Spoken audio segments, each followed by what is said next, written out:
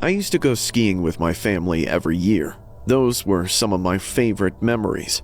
I told myself that when I became an adult, I would get my own skis and gear, then go on a trip with my friends.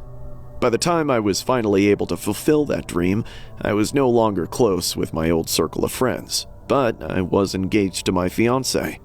To protect her privacy, I'll refer to her simply as Jane, though I assure you there is nothing plain about her. This trip was our secret pre-wedding honeymoon. We both bought brand new skis for it. This time we were old enough to drink, so we had a few before going up the mountain and snuck some shooters in our pockets for when we were on the slopes. It was a wonderful time together, all that we were hoping for and more. After several hours, we decided to take a break at the base of the mountain. As we recuperated, we were approached by another couple. It was very casual at first, just some compliments on our skis, but it turned into small talk, then full-on conversation. They said their names were Adam and Eve, which I pegged as fake names immediately, but the more they talked, the more I understood why they called themselves that. Apparently, they were van lifers, people who live and travel in their van full-time.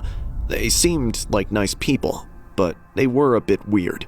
I'm hesitant to call them hippies, but they did talk about a bunch of spiritual mumbo-jumbo and all the weird things they had done during their travels. Of course, I didn't want to be judgmental, especially when the man, Adam, pulled out a flask and offered us some. I jokingly asked if there was any LSD in it, but he laughed and said it was just vodka. All four of us took a good swig or two, and I could tell by how it was getting lighter that our new friends were indeed drinking it with us. Oh, and it was vodka, that's for sure. Shit tasted like a doctor's appointment. Anyway, we decided to stick together for the rest of the afternoon.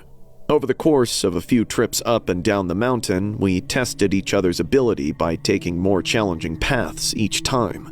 We shared our own drinks and had more of Adam's flask here and there until I was sure the liquor was all out. Then, about an hour before the slopes closed, the woman Eve, as she called herself, revealed an entirely new full flask of her own. By then, we were all tipsy and eager to keep the buzz going. I didn't hesitate to drink it this time, and neither did Jane. However, even through my inebriation, there was a nagging sensation in my hand. The flask really didn't feel like they were drinking out of it, not like the first one, but they had been so nice that I figured they must be strictly pacing themselves.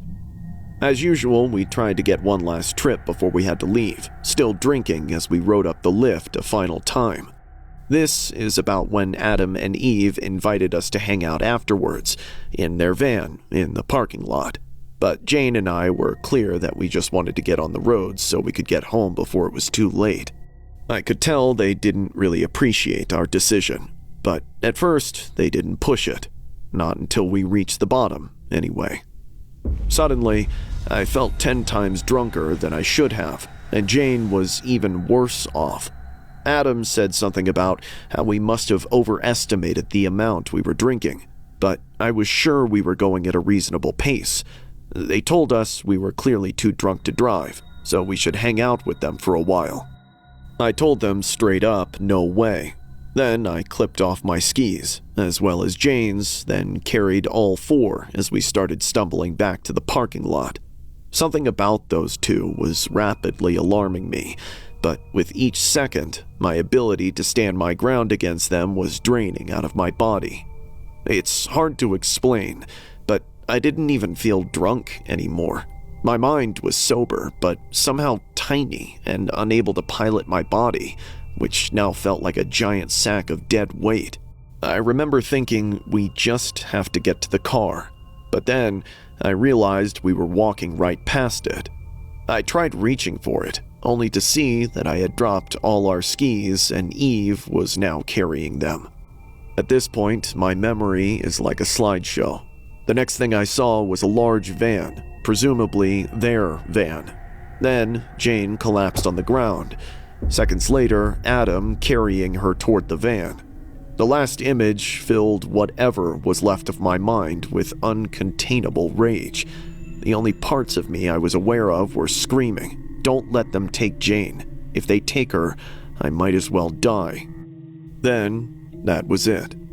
Next thing I knew, I was waking up on the same patch of asphalt, freezing my ass off with a pounding pain in my head.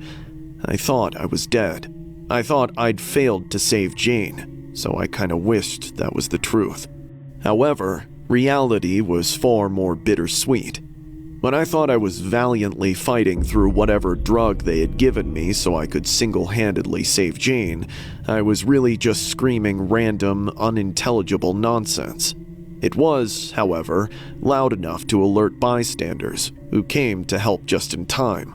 I was completely unconscious, though based on their accounts, they managed to take hold of Jane, but they were unable to keep those freaks from getting in their van and escaping with all our brand new, expensive-as-hell skis.